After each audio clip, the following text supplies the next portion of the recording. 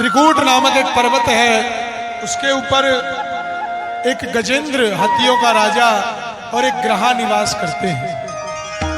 महाराज एक दिन गजेंद्र जलपान करने के लिए आया तो ग्रहा ने आकर के पैर पकड़ लिया। ग्रहा और गजेंद्र का युद्ध हुआ।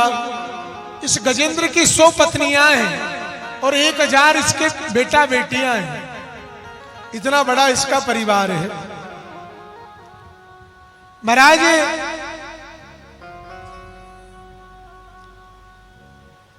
ग्रहा ने जब पैर पकड़ा तो गजेंद्र ने युद्ध किया।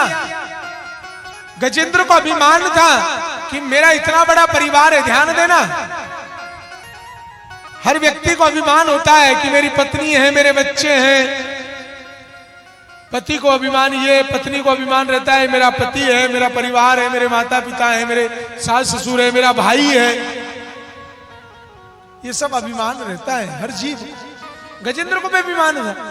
युद्ध में सब सहयोग करेंगे, लेकिन धीरे धीरे एक एक करके सब छोड़ गए। प्यारे ध्यान देना, जब जीवन पे संकट आएगा तो तेरे अपने सबसे पहले तेरा साथ छोड़ के जाएंगे। जो तेरे अपने हैं ना, वो सबसे पहले तेरा साथ छोड़ के जाएंगे। इस बात का ध्यान रखना।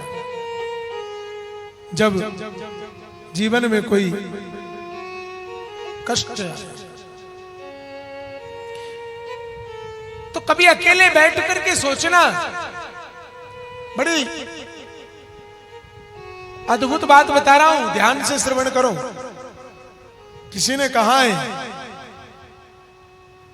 कभी अकेले में बैठकर खुद से एक सवाल पूछना कि मेरे होने न होने से किसको फर्क पड़ता है।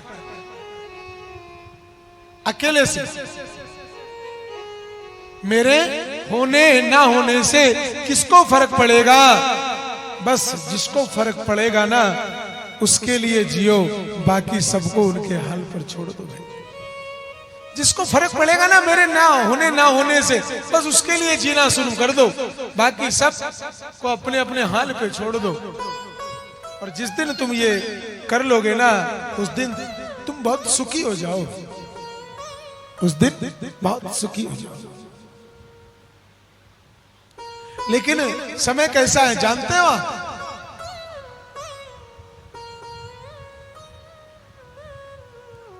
अंधे आदमी का सबसे बड़ा साथ कौन देता है बताओ? अंधे आदमी का सबसे बड़ा अगर कोई साथ देता है ना, तो वो जो छड़ी है ना, जिसको लेकर के वो चलता है, वो उसका सबसे बड़ा साथी होता है। वो उसका रात दिन साथ देती है, लेकिन जैसे ही उसको दिखने लगता है ना, तो सबसे पहले वो उस छड़ी को दूर फेंकता है। इसी प्रकार मेरे भाई, जब तुम काम के नहीं रहोगे तो दूध में से मक्खी जैसे फेंक दिया जाओगे। तो इसलिए प्रभु से प्रेम। गजेंद्र को याद आ गया, अरे मैंने इस परिवार के लिए कितना किया, आज कोई साथ नहीं खड़ा। पूर्व जन्म की स्मृति बनी तो भगवान को याद किया कि प्रभु कृपा करो। भगवान भोजन की थाली छोड़ करके यहां लौट कर तुरंत आए हैं, दौड़े दौड़े। गजेंद्र ने एक सुंदर कमल पुष्प भगवान की ओर उछाल दिया। गजेंद्र ने गजेंद्र मोक्ष का पाठ किया था। घर में अगर कोई बुजुर्ग व्यक्ति हो जिसके प्राण नहीं जा रहे हैं, बड़े संकट आ रहे हो, तो किसी अच्छे विद्वान से गजेंद्र मोक्ष का पाठ अवश्य करवाना। उसको गजेंद्र मोक्ष अवश्य सुनवाएं। और घर में अगर कोई बाधा हो, प्रेत पीड़ा हो, कोई बाहरी बाधा घर में हो, तो गजेंद्र मोक्ष का पाठ करवाना चाहिए या स्वयं ने करना चाहिए। किसी विद्वान ब्राह्मण से करवाओ। संस्कृत भागवत की बहुत क्लिष्ट है, कठिन है। तो अच्छे विद्वान ब्राह्मण से इसका पाठ करवाएं। और महाराज गजेंद्र ने ये जब स्तुति गाई है भगवान को एक पुष्प अर्पण किया, भगवान ने षोडशोपचार पूजा स्वीकार करी, गजेंद्र का स्पर्श करा, गजेंद्र में बल आया, ग्राह को खींच करके लाया, भगवान ने सुदर्शन से सिर जहार दिया, इसकी मुक्ति हो गई। दोनों खड़े हो गए, पूर्व जन्म की स्मृति दोनों को बनी आई, भगवान ने अपने अपने धाम को इनको विदा किया। ये गजेंद्र पूर्व जन्म में इंद्रद्युम्न नामक राजा था जो भगवान की बड़ी सेवा करता, और महाराज ये जो था ना ग्रह, ये हू नामक गंधर्व था।